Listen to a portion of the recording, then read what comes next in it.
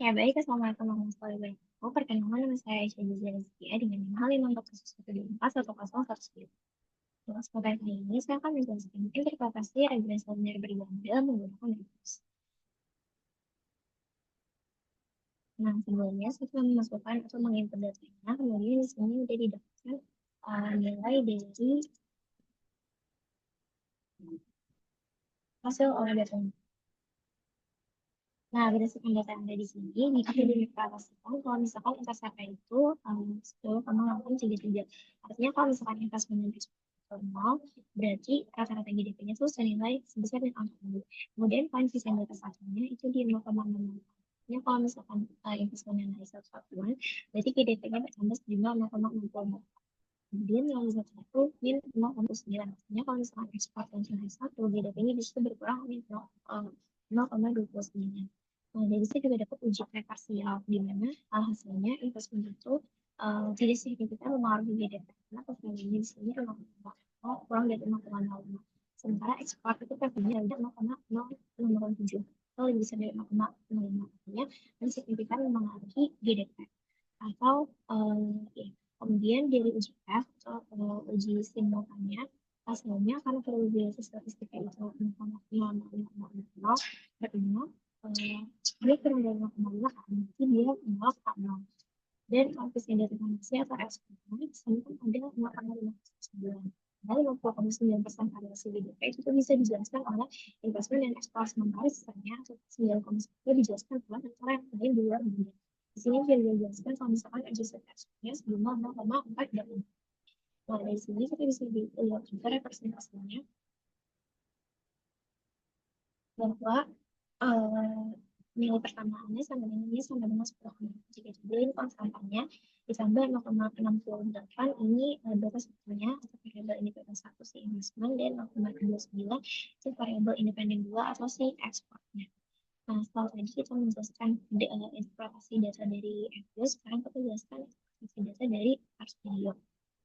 Sebelum itu, untuk kesimpulan yang tadi Fuse, artinya investment itu berpengaruh positif dan signifikan terhadap GDP. Sementara ekspor itu berpengaruhnya negatif atau tidak signifikan terhadap GDP. Dan secara simultan model itu signifikan karena udah diuji berdasarkan uji F. Sementara model itu juga bisa menjelaskan 50,9% variasi GDP karena tadi nilai ekspornya itu 50,9%. Lanjut lagi ke yang Studio.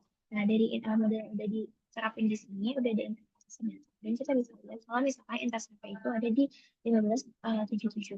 Dan ini artinya kalau misalkan ekspor investment itu nol, berarti rata-rata GDP-nya itu sejumlah 15,776. Terus di sini investmentnya itu nilai apa namanya beta satunya itu 0,737. Artinya kalau misalkan investmentnya naik 100-an, berarti GDP-nya naik 0,7774. Terus ekspornya juga sama. Kalau misalkan ekspornya naik 100-an, berarti GDP-nya nanti naik 0,499. Nah, karena PVL-nya tadi di sini itu jauh di bawah 0,5, berarti untuk investment itu signifikan. Dan ekspor juga karena PVL-nya di bawah 0,5, artinya dia juga signifikan. Terus habis itu lanjut ke uji C, di mana dari data ini diperoleh hasil uji C-nya investment itu signifikan dan ekspor signifikan karena dua-duanya sama-sama nilai PVL-nya kurang dari 0,001.